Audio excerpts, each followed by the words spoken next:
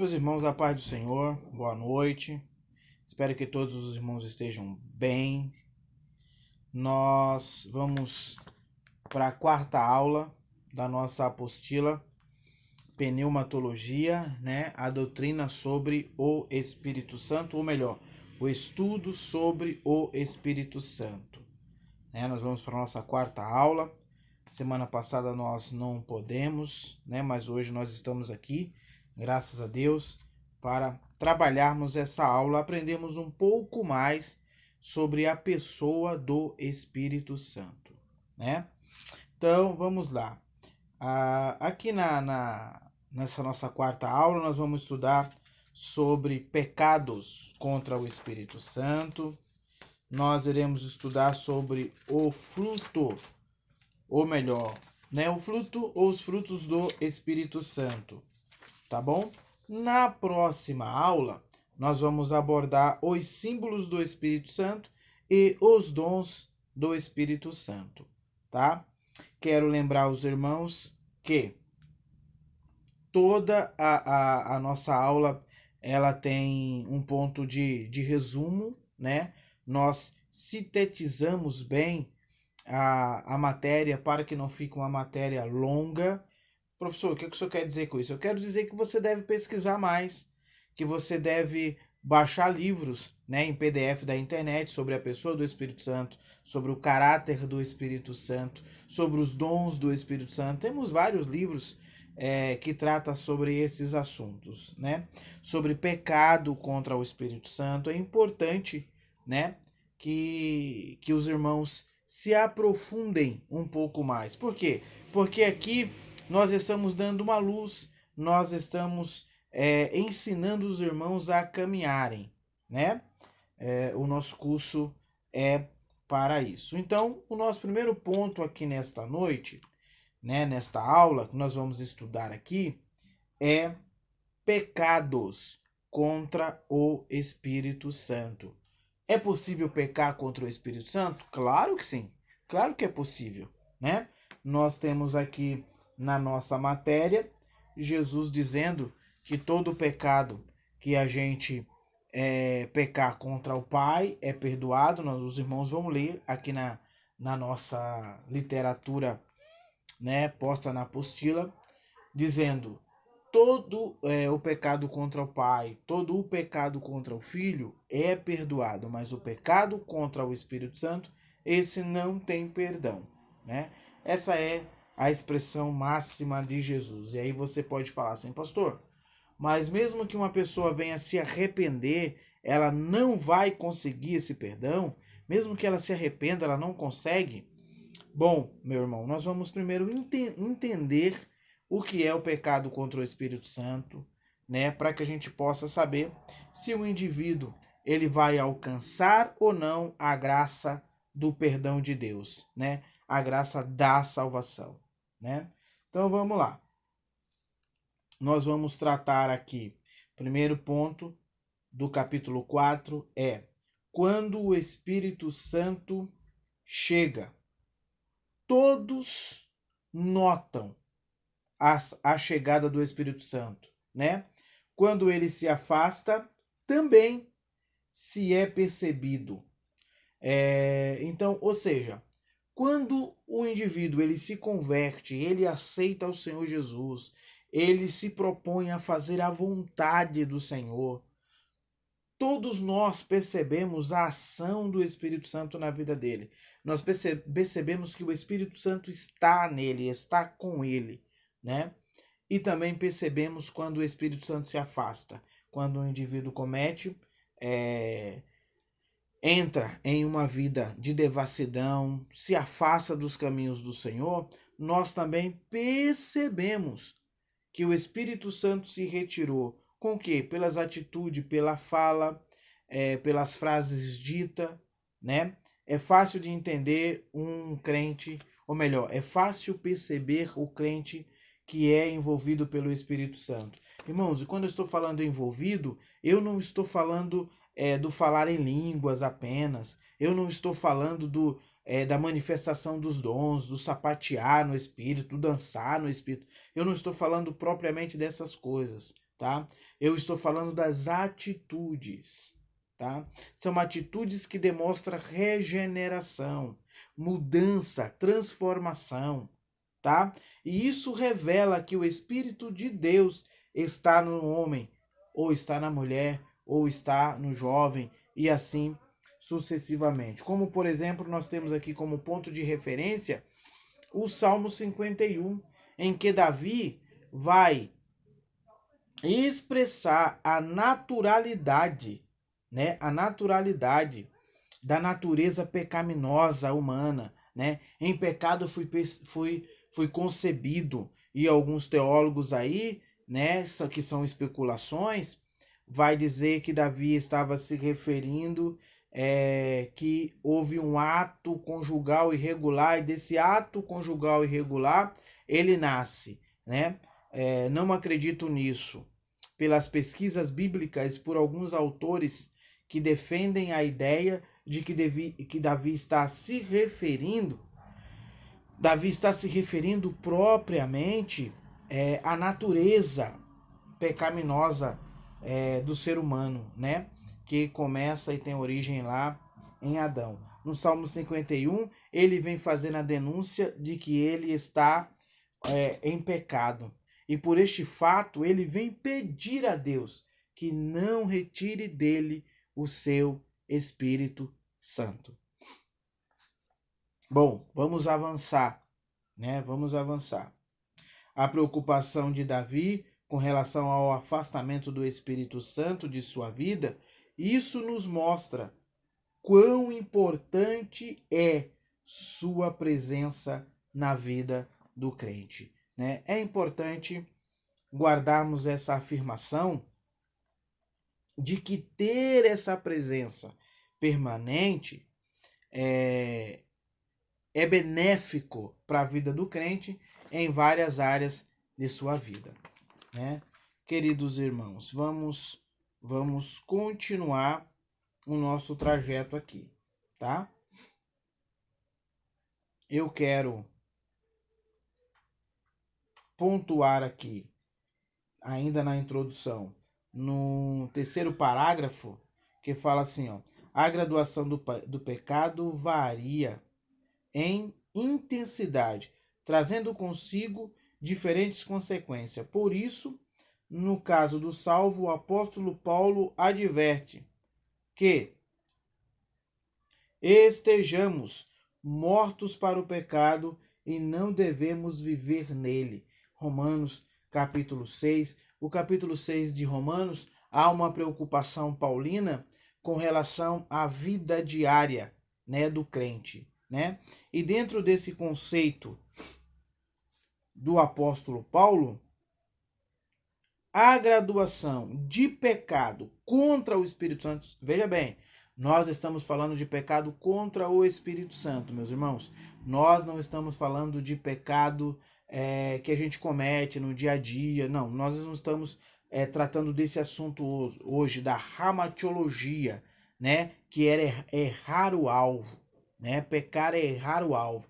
Nós estamos falando de outra forma. Nós estamos falando de pecado propriamente, diretamente contra o Espírito Santo, né? É desse tipo de pecado que nós estamos falando, tá bom? Então, há graduações de pecados direto contra o Espírito Santo, né? Porque há pecado que nós entendemos que é perdoado, né? Mas a blasfêmia, Jesus disse, a blasfêmia contra o Espírito Santo, essa não é perdoada. Nós vamos trabalhar, nós vamos caminhar aqui na apostila para que a gente veja o que é verdadeiramente a blasfêmia contra o Espírito Santo, tá bom? Eu ainda quero tratar aqui no último parágrafo, né? Cada vez que pecamos, infelizmente, entristecemos o Espírito Santo. Devemos, então, evitar o pecado para preservar nossa comunhão com o Espírito Santo de Deus. Aí sim, aqui nessa colocação, eu não estou pensando no pecado plenamente direto contra o Espírito Santo, tá? Aí eu estou falando de pecados coloquiais, pecados que a gente comete no decorrer da carreira cristã, que entristece também o Espírito Santo. O apóstolo Paulo, agora nós vamos falar aqui, né?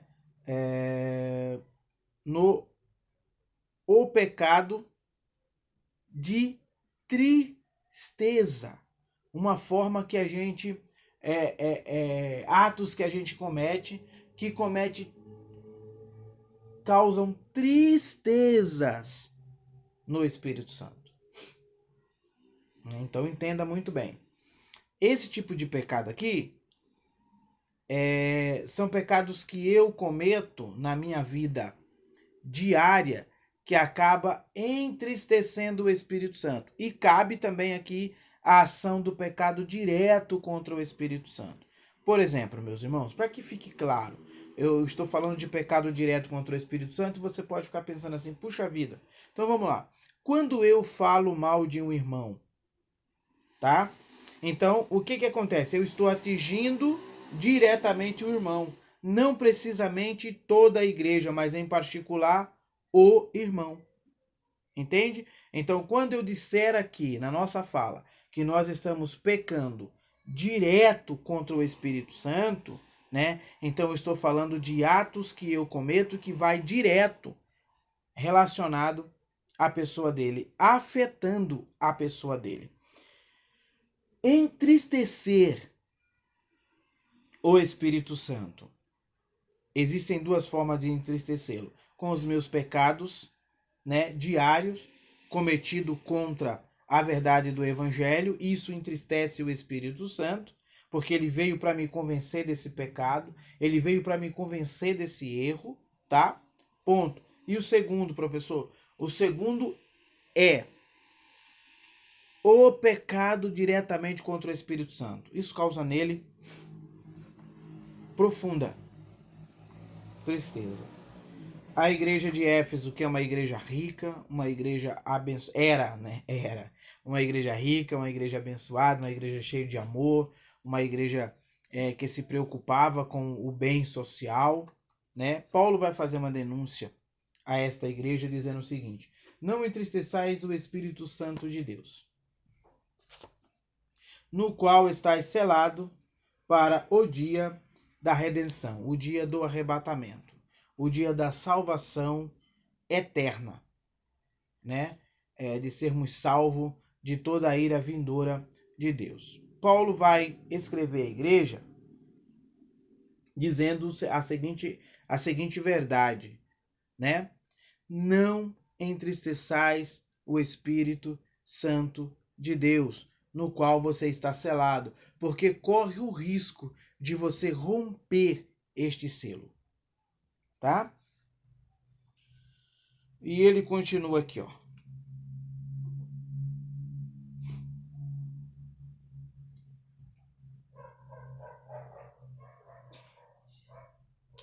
Quando Paulo vai fazer essa referência, então quando que eu cometo esse ato de tristeza no Espírito Santo? Quando eu, capítulo 6 de Romanos, leia, faça uma análise do capítulo inteiro. Então, quando que eu causo essa tristeza no Espírito Santo? Quando eu ando da forma que andava ou que anda os perdidos, os que não têm a Jesus. Quando eu me igualo ao ímpio, quando eu quero viver como ímpio, quando eu quero andar como ímpio, quando eu tenho saudade das coisas que eu vivi no mundo e essa saudade me faz ter uma recaída, né? Isso é entristecer o Espírito Santo. Paulo continua: e digo isso, testifico no Senhor, para que não andeis mais como andam também os outros gentios, na vaidade de seus sentimentos. Então, ou seja, eu posso cometer atos e entristecer o Espírito Santo? Sim. Isso é perdoável? Sim. Pode ser revertida. Eu posso tirar essa tristeza do coração do Espírito Santo com relação à minha pessoa, me arrependendo e mudando a minha trajetória, andando como um verdadeiro crente e não como um ímpio, tá? Então, há perdão para esse ato cometido por mim. Há perdão pelo fato de eu causar tristeza no Espírito Santo, tá? Vamos correr, porque as horas estão avançadas. Não extinguir o Espírito Santo. É um outro conselho que Paulo vai fazer agora à igreja de Tessalônica, né? Lembrando que tanto não entristeçai o Espírito Santo, como não extinguais o Espírito Santo, é um imperativo. Não é uma ação condicional. Não tem condição aqui. É um imperativo.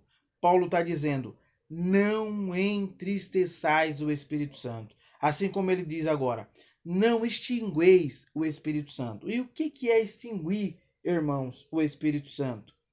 É apagar a chama viva do Espírito Santo na minha vida. Então Paulo está dizendo, não apagueis o Espírito Santo na vossa vida, né? Então esse aqui eu vou direto para as últimas frases, para a gente poder ganhar tempo, porque ainda tem muita coisa aqui para a gente falar, né? Está claro que o fato da igreja apagar a chama do Espírito apaga também a manifestação dos dons espirituais e a manifestação do Espírito Santo. É por isso, meus irmãos, que você vai a algumas igrejas e não acontece nada. Por quê? Porque naquele local o Espírito Santo foi extinguido. Naquele local o Espírito Santo foi apagado. Foi abafado. Literalmente abafado. Olha só.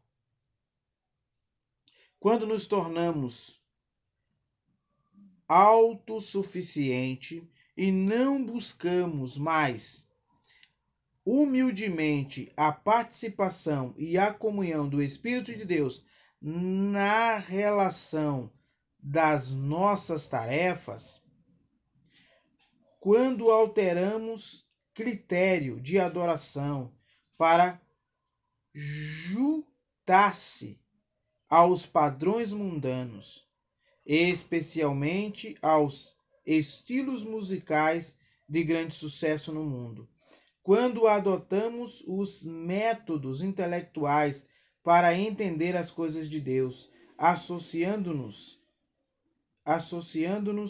aos pensadores meramente racionais. Então, veja bem, quando que eu apago, eu extingo o Espírito Santo, quando que eu sufoco, quando que eu jogo água na chama do Espírito Santo na minha vida e eu como pastor na igreja no geral, quando eu começo a adaptar o mundo à igreja e começa pelas músicas. E aí a gente pode pensar, não é isso que nós temos feito, não é isso que algumas igrejas, nós não, né?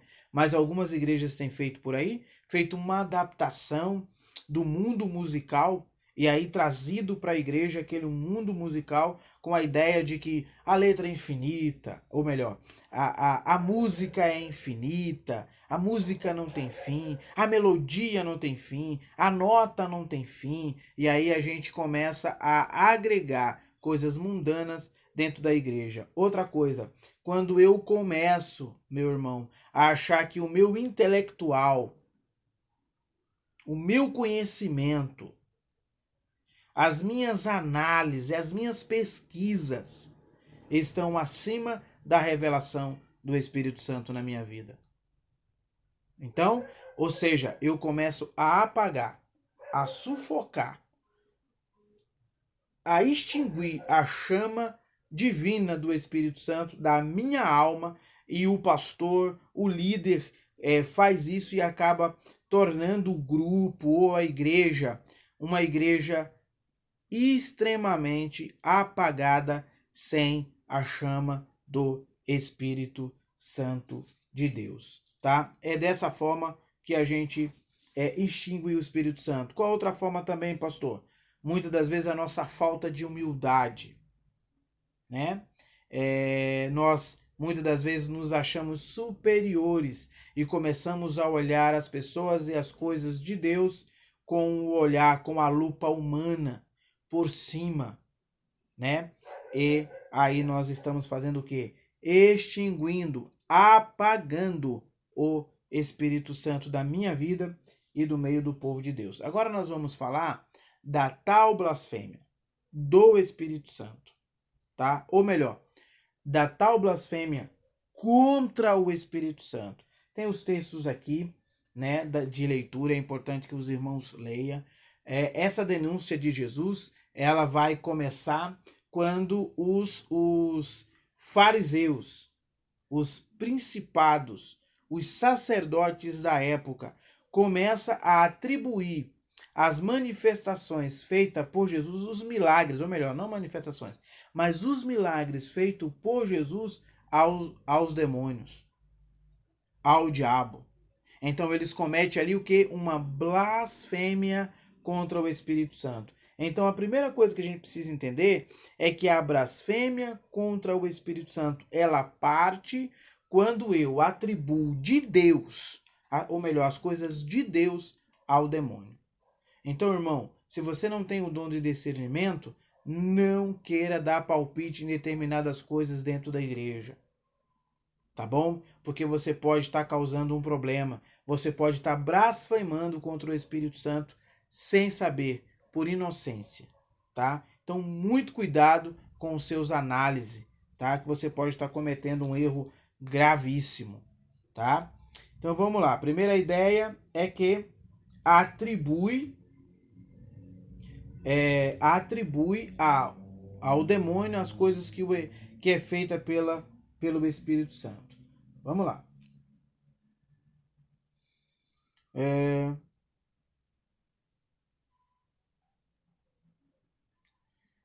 Eu quero pegar um parágrafo aqui para que a gente possa...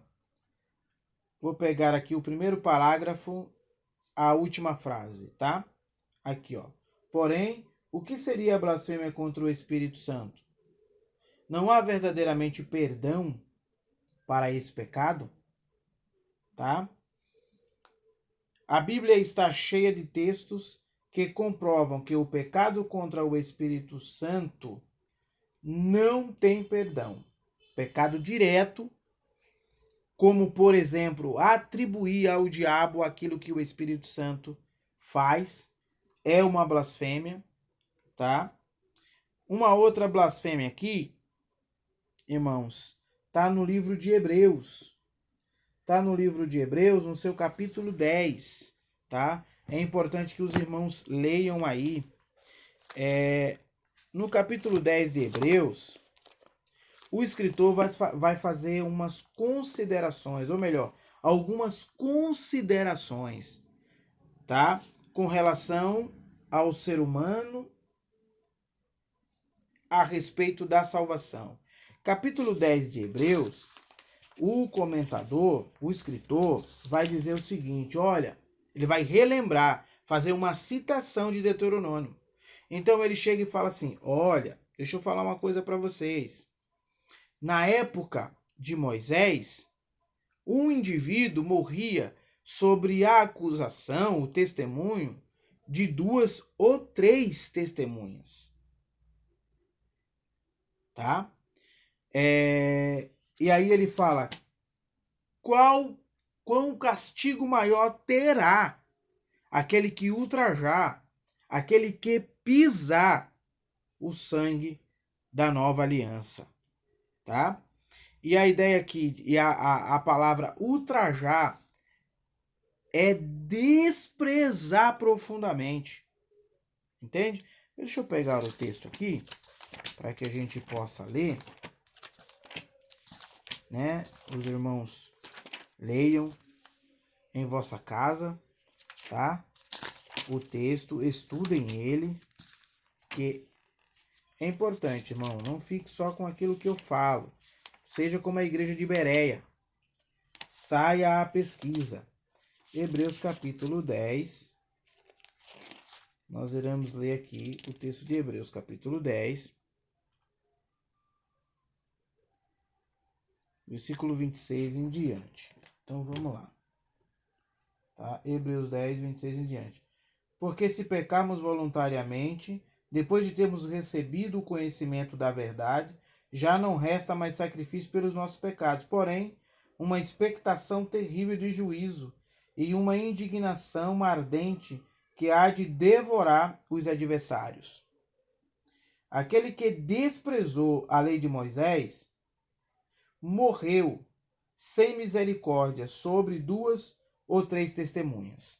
Olha o que ele fala aqui, ó. Com qual maior castigo pensais vós, que será julgado merecedor aquele que pisar o Filho de Deus e tiver por profano o sangue do pacto com que foi santificado e ultrajar ao Espírito da graça. Ou seja, desprezar literalmente o Espírito Santo. Desprezar o projeto de salvação. A maior blasfêmia contra o Espírito Santo. Não tem perdão. Que não tem perdão. É desprezar a salvação. É desprezar o sacrifício de Jesus. É tratar arrogantemente a ação salvadora de Jesus, que é trazido ao convencimento do homem pelo Espírito Santo. Veja, ultrajou o Espírito da graça, tá? Olha só, olha aqui. Não se esqueça que a palavra graça, uma das traduções da palavra graça é bondade, ou seja, desprezar a bondade de Deus. Imagina, quando alguém despreza a sua bondade, quando alguém despreza um bem feito que você fez, você não fica irado, revoltado, né? Com a ingratidão, como chamamos de traíra, nos afastamos, né? Então é o mesmo conceito que o escritor está dizendo aqui, que aquele que ultraja, aquele que despreza profundamente, e veja que ele diz aqui, aquele que pisa, tá? Não resta sacrifício pelo seu pecado. E se é o sacrifício de Jesus que cobre o pecado, como esse terá o seu pecado coberto, se o próprio texto está dizendo que não resta mais, não tem mais sacrifício para tal? Então, o maior pecado contra o Espírito Santo, além de atribuir os milagres ao demônio, tá? É desprezar o projeto de salvação. Não querer este projeto de salvação. Olha só aqui, ó. Vamos lá.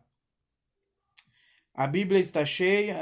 Entretanto, antes de considerarmos os efeitos desse pecado, vamos nos concentrar em sua essência. Quando Jesus tratou a respeito do pecado da blasfêmia, ele falou de amar a blasfêmia direta.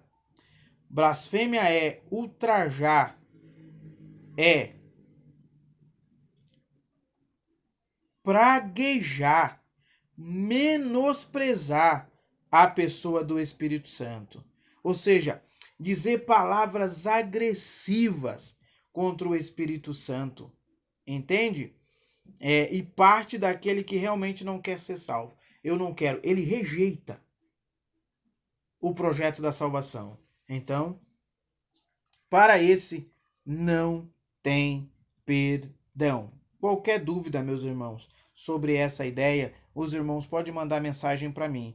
Tem aqui mais coisas aqui, ó, sobre esse fato da blasfêmia, só que o nosso tempo é curto e a gente precisa de caminhar. Tem outras coisas para a gente ver aqui, tá? Mas eu não posso deixar de dizer que, né, precisamos da ação do Espírito Santo na nossa vida para efetuarmos determinadas obras, tá? Então, os irmãos, pesquisem um pouco mais sobre essa questão da blasfêmia e qualquer coisa pode me perguntar no meu WhatsApp, né? Ou no grupo, ou de forma particular, que assim que eu tiver um tempo disponível, eu respondo. Vamos para outra parte agora, tá bom? Vou dar uma pausa aqui.